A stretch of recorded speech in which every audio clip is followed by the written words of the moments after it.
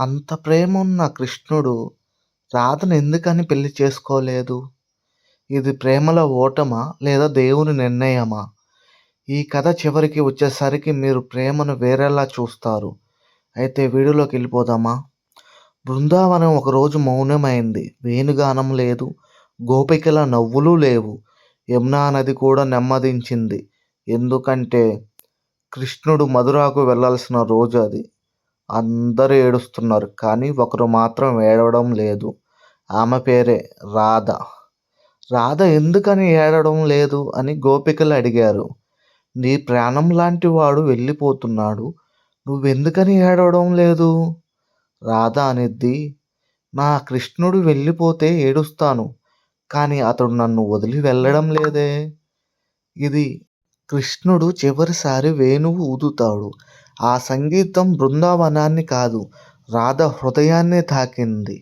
అప్పుడు కృష్ణుడు అన్నాడు, రాధ, నువ్వు లేకుండా నేను దేవుణ్ణి కాదు. రాధ సమాధానం ఇవ్వలేదు. ఎందుకంటే ఆమె మౌనం కూడా ఒక ప్రార్థనే. ప్రేమలో విడిపోవడం అంటే దూరం పెరగడం అనుకుంటారు.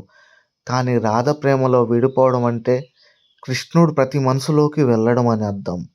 ఆమె అతడిని తన దగ్గరే ఉంచుకుంటే అతడు దేవుడు కాలేడని, ఇదే త్యాగానికి అర్థమని ఆమె సైలెంట్గా ఉండిద్ది. అప్పుడు బృందావనం విడిచిపోవడం కృష్ణుడికి అసలు ఇష్టం లేదు.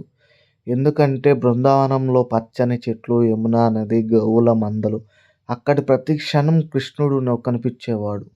అలాంటి బృందావనంలో అందరిలో ఒక గోపిక మాత్రమే ప్రత్యేకం. ఆమె పేరు రాధ. రాధాకృష్ణుడిని చూసినప్పుడు ఆమెకు తెలియని ప్రశాంతత కలిగేది.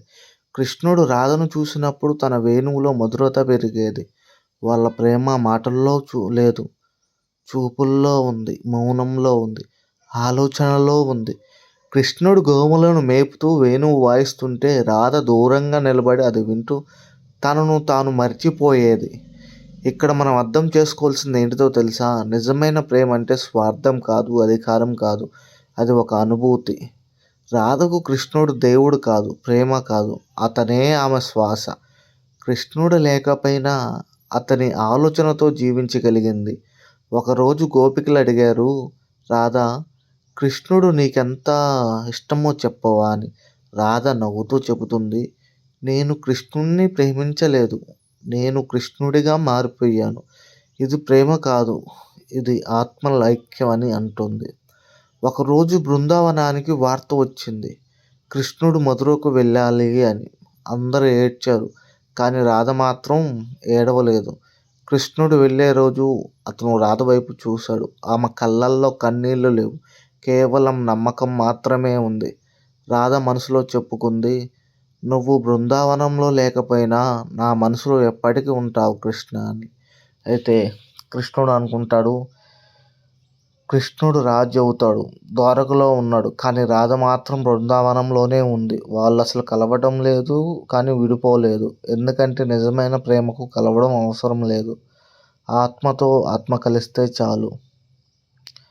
మిత్రులారా, రాధాకృష్ణుల ప్రేమ మనకు ఒక పాఠం చెబుతుంది. అదేమిటో తెలుసా?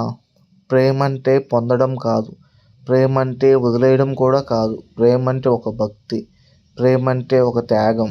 అలాంటి కృష్ణుడికి కూడా కొన్ని అవమానాలు జరుగుతూ ఉన్నాయి.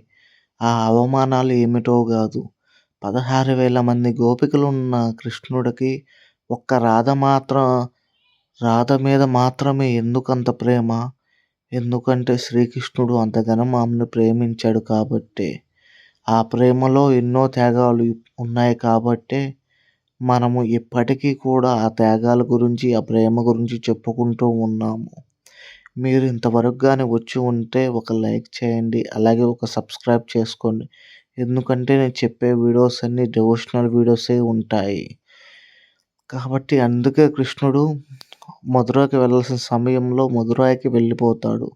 అక్కడ ద్వారకాలో ఒక నగరాన్ని నిర్మించాలని చెప్పి అనుకుంటాడు. ఆ నిర్మించడానికి కొన్ని అనుమతులు కావాలి.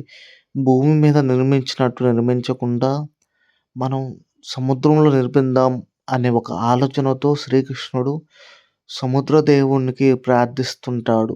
సముద్రదేవ, పార్ట్ 2 కోసం వెయిట్ చేయండి. అందరూ ఎదురు చూడండి. పార్ట్ 2 ఇంకా థ్రిల్లింగ్‌గా ఉండుద్ది.